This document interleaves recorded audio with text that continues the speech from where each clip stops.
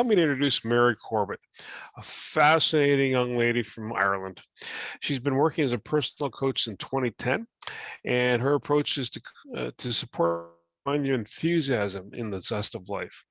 And she finds to help them find the practical pathway to living life with purpose and intent, and understand their own unique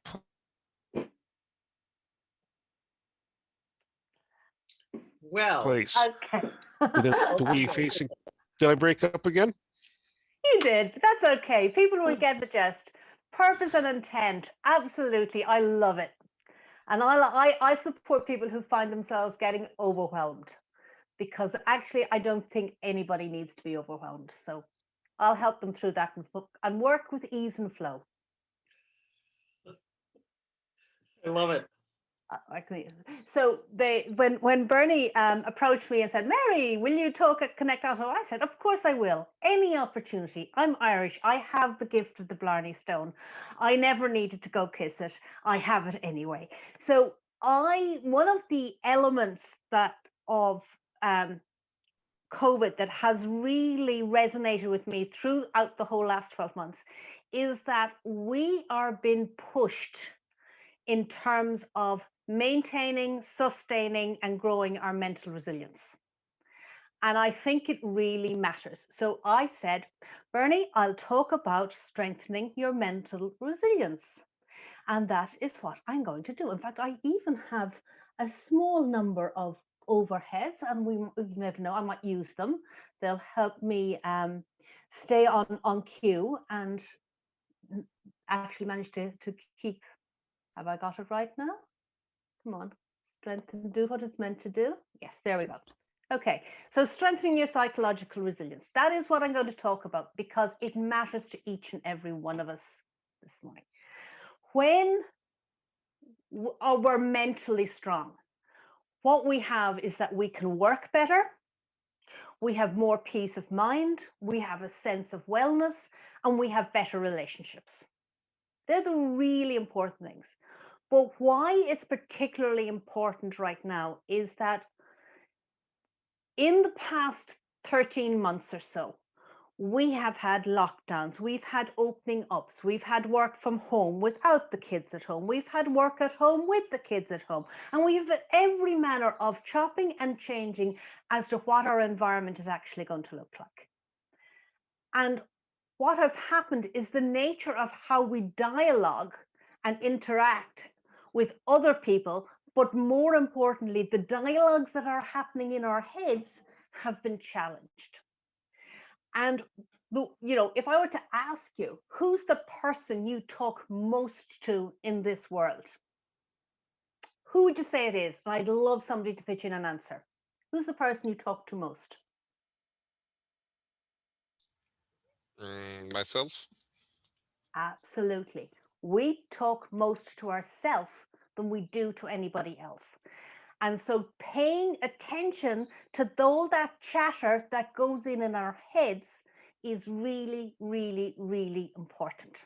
And that is what I want to draw people's attention to, because the more aware we are of what it is we're thinking about and making choices as to what we choose to think about, the better able we become to deal with every situation as it arises. So fundamentally, one of the benefits of COVID has been that I started going around and looking at some more researchers and academics, trying to see which one kind of fits with me. And at first, I used to avoid positive psychology because, like many people, I had the idea that, well, everything about positive psychology was about being constantly happy, never acknowledging that anything bad ever happens, which of course is not true. But it was a common view. But one of the people I came across was a man by the name of Shirzad Chanine. And Shirzad Chanine has been doing a lot of work out of Stanford University. And so his definition of positive intelligence is the science and practice of developing mastery over your mind so that you can achieve full potential and success. And what he has been doing over the past number of years is changing the dialogue from mental health to mental fitness. Okay. And the reason for that is that he describes mental fitness as your capacity to respond to life's challenges with a positive mindset rather than a negative mindset. So it's about how you use that wonderful muscle that is our brain to actually deal with the world. Now, I think this is really, really important because you have to keep remembering our brain is a muscle.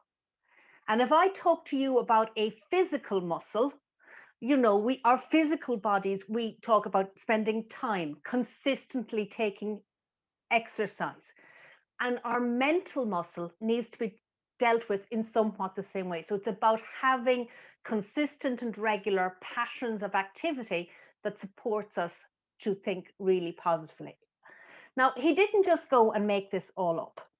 He's actually been doing research for the past 30 years on it.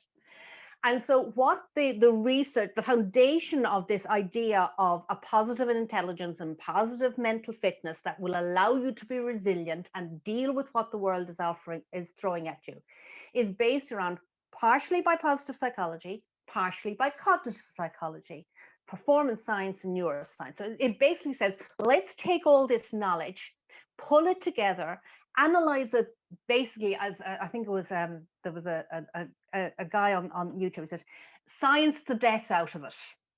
So actually, you know, pull all the data together and get to the bottom of it and understand and try to understand more clearly what is it that we actually what's the nuts and bolts, what's the core elements that allows us to build strength. And from his research, using a lot of case studies, a lot of other people's work, and through a science methodology known as factor analysis, they came to a very core finding.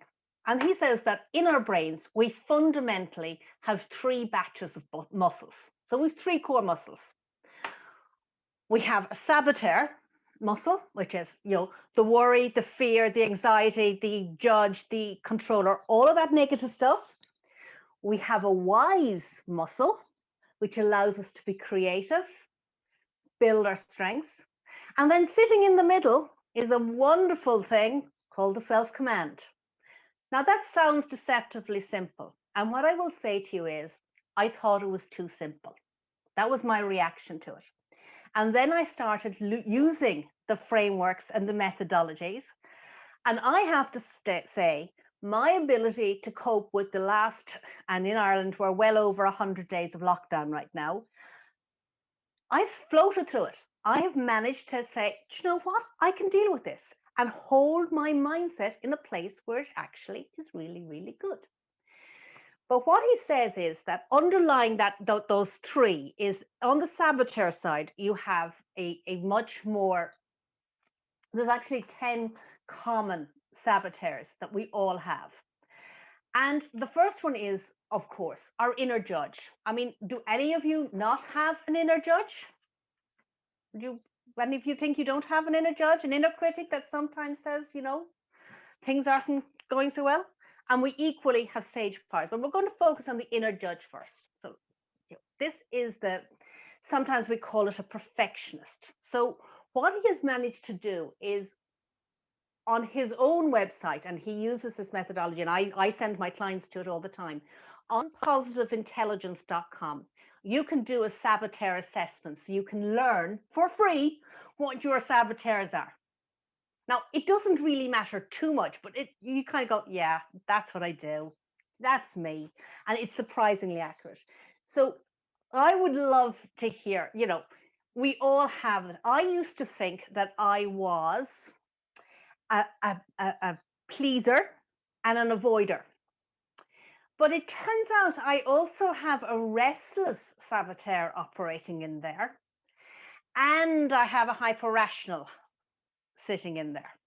So we all have different accomplices that do. And what happens is that when we're thinking, and particularly when we're sitting at home in our own space and there's nobody to contradict our thinking, we can get caught up in one of these accomplices. And so we get fully caught up in this kind of negative mindset that's operating from a place of fear. Fundamentally, that, I'm not good enough, I won't be good enough, I can't deliver. And part of it, and I think, the lockdowns and the new models of working from home are important, because what happens is that you think about the kind of conversations that we used to have in the offices, where somebody might see maybe a presentation you were doing and like you're in the graphic and say, oh my God, you're doing fantastic. And they feed your sense of how well you're doing. We don't have that. There's nobody sitting there beside us to, oh, that's really interesting. So a lot of our dialogues, we have that balance between what we were hearing from the outsiders and what we're actually hearing from inside our head. That balance has shifted. So being aware of whether we're drifting into more and more negative thought matters. So we need to really understand the dynamics of, hang on, is it just a negative thought because it's a negative thought? And then actually say, well, actually, that's all it is. It's a thought. That doesn't necessarily make it true. And you can choose to say, do you know what? I'm going to park that thought and replace it with a more cleverer one and a wiser one that's more consistent and allows us to do it. Now, so we all have these, and we all have these inner critics and accomplices, negative pieces in various mix. But we can, by consistent action, move to actually change that. Because on the other side, so essentially on the other side, on this side, just to summarize it before I move forward, is our saboteur brain operates within our limbic system. It's left brain, it operates through negative emotions, right? So it's anger, fear, shame, insecurity.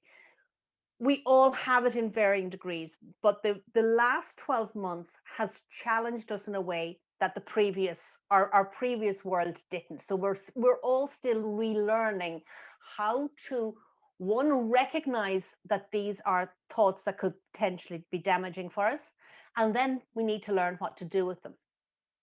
And it is important to remember, are negative emotions ever good for you? Now, if I put my hand on a fire,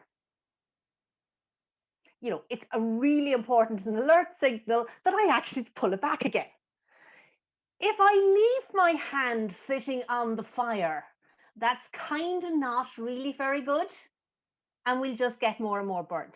So negative emotions are, in a perfect world, will be triggers that we recognize, help us to say, oh, I need to do something. But staying stuck in them makes it harder for us to actually achieve our goals.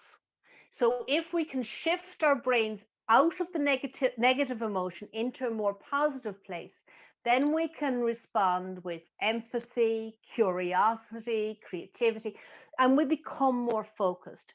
So there are people who will say, when I'm a hypervigilant, and say if I work in something like quality control and I'm hypervigilant and everything's out to get me and I'm really working really hard, it makes my career.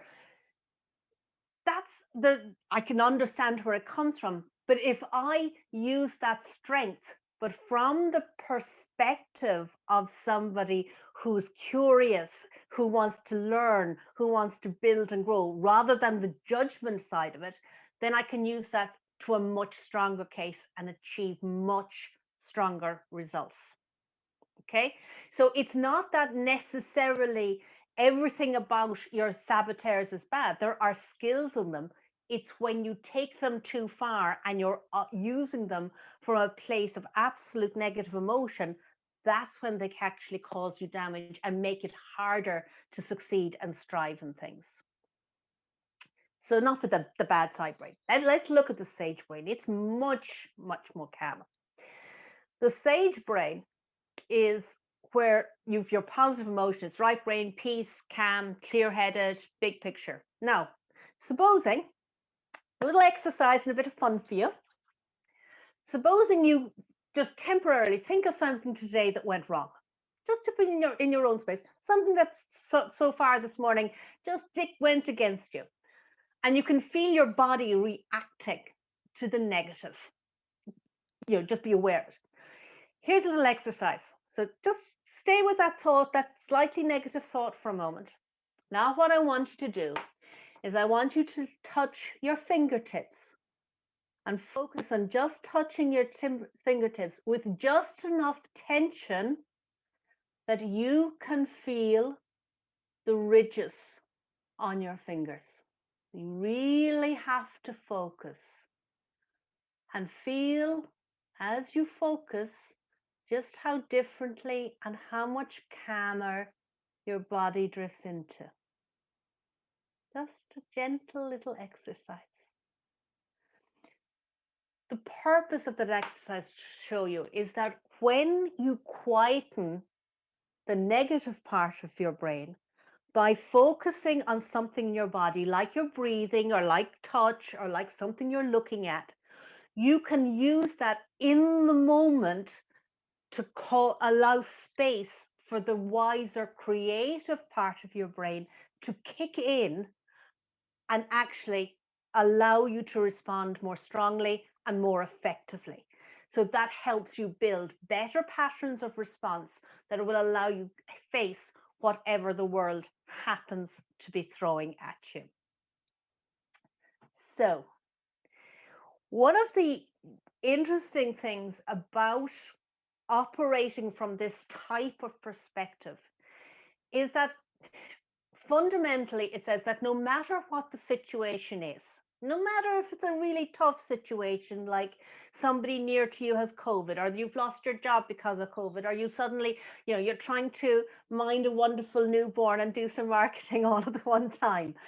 Whatever it happens to be, everything can be turned into a gift or an opportunity, because we can look at how we process it in our heads and use that knowledge to really connect with, hang on, what can I learn from this? How can I make this of value to me? And I was sitting earlier this week and I was getting flustered. I mean, I'm not perfect. And I was trying to send out some emails that I was fighting. I didn't want to send them. I was there, oh God, do I have to send so many? And they're almost all the same, and there's only a little bits different. I'll tell you, by the time I'd finished, by kicking back into my creative brain, I've now figured out the automated way to do it. I'm never going to have to face it again. But while my brain was staying in that of fighting the task, I was staying stuck in the old way of doing it and the old pattern of response. But when I could actually take my brain out of that fear and that anxiety and that I'll never be able to do this and it's not good enough, and calm down and look at it from a different perspective, I then had a conversation with somebody else who showed me, well, how about doing it this way? Which made it easier. So it flowed a lot easier. Because whatever perspective we happen to be holding, guess what? That's the one that becomes true, and everything is perspective. We all have perspective, and recognizing that when we experience the world, it's our perspective of the world. An external event is an external event. What we do with it in our heads is what we hold as our memory, which adds or feeds to our sense of anxiety and stress, or it can feed our learning and growth. And we, with our self-command, can switch. Okay? So the challenge, however, that most of us have is that we don't stop to take the time to say, well, can I actually train my brain to do this? Can I actually teach my brain to respond quicker in the moment so that I don't spend 2 hours fretting and fussing over something, and that I actually say, okay, this pattern of response isn't helping me. How do I move it to a calmer sense? So the challenge becomes bearing in mind now that our brain is a muscle, The challenge is to recognize when we are actually operating in saboteur mode. And the hint is always, if I'm feeling negative emotions, the saboteurs are active. But it's then actually just saying, yeah, the saboteurs are active, and then taking the time through generally some type of breathing or touch or visual or auditory, calming things in our body, allowing our sage muscles to get activated, and then we can operate from the sage perspective. Now, some of the really key evidence in this, and it's a fascinating one that because it's one of my fear ones, making sales, closing sales, not my favorite activity, doesn't come naturally to me. But I was sitting talking to a marketer, as I am wont to do, and his comment was really interesting.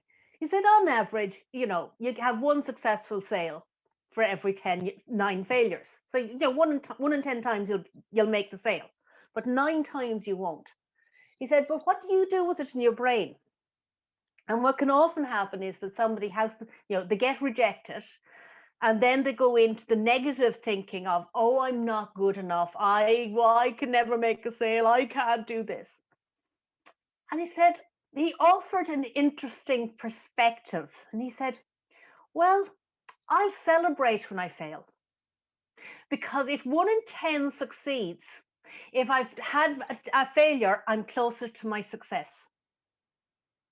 And I just thought that what a really interesting way to look at it. So I hope that is of value to somebody who likes to share that one. Even in what is perceived as a failure, there is one either learning or you're closer to the success. So by changing the messaging in our brain, that is what actually helps us to be way more resilient. So how do you do it? Now, I'm going to tell you a bit of what Shirzad recommends. And the reason I'm putting it up here is not to sell you stuff, okay? What I'm doing it for is saying this is the type of practice that we believe is useful for people, and this is how you would do it. If you are operating from a place where you say, do you know what? Maybe I do really need to get that sage muscle operating, I'm struggling. Part of the programs that Shirzad Chanine has given to an awful lot of coaches is a thing called his Positive Intelligence Program. And what he does is remembering that your brain is a muscle, is he has created the app that means that every day you go in doing the exercises to soothe the brain, to get yourself shifting from the negative to the positive. Because if you think about it, you don't expect to get physically fit by going to the gym once a week. You kind of need to do it every day. If you want to get fit, you're going to do it every day.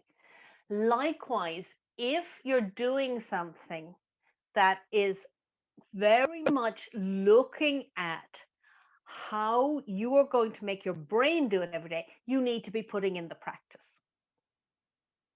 And so what you need to do is actually get to understand this is what a saboteur looks like. And, learn which ones operate, how they operate. And when you understand it, what happens is, and I've done this myself, so I know it works, otherwise I wouldn't be here telling you guys, is that when you catch yourself in thought, you go, hang on, that doesn't feel quite right. And you can quickly change it.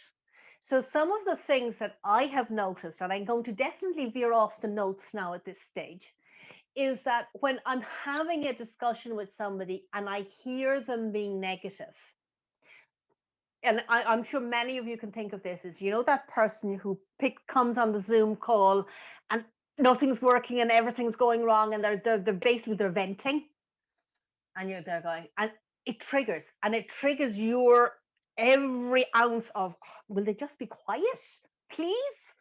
And you say, okay, do you know what? It's really interesting. I bear in mind that no matter what somebody says, they're guaranteed to be at least 10% right. The other 90%, they mightn't be right, but there's probably 10%. And I try to find the 10% that I like. The 10%. Okay, what I'm hearing is this bit. When I hear that piece, and I only respond to the bit that suits me. what happens is that the conversation changes. So the interaction changes, which allows you to then get them to move slowly into a more learning opportunity. So you can say, well, this is what happens. So I would suggest to people that, if you're struggling with people around you who always seem to be finding that grouchy, miserable, I'm not good enough, nobody's doing anything right, the government are wrong, nothing is right. And I said, okay, I hear you. Great phrase. I hear you. What I like about what you're saying is this bit. And I also think maybe we should look at this as well. And you pull them away rather than say, well, you can't be talking like that. Because what happens is the dialogue becomes constantly negative. But if you can connect with one piece of it that then holds you in a space where you stay in wisdom and calmness and a generosity of spirit and kindness, and you operate from there, you can create the dialogue that it just shifts enough that it takes it away from the negativity. So if I leave you with nothing else today, if you can change that piece of the dialogue, rather than feed the negative, is pull back from it. Touch the fingers. The fingers they're key. A deep breath works as well, but that's my favorite one because I can do this one on Zoom calls under the table and you can't see me do it. A full minute of deep breathing, that tends to be noticed. So the fingertips tends to work more effectively inside of meetings, for me anyway.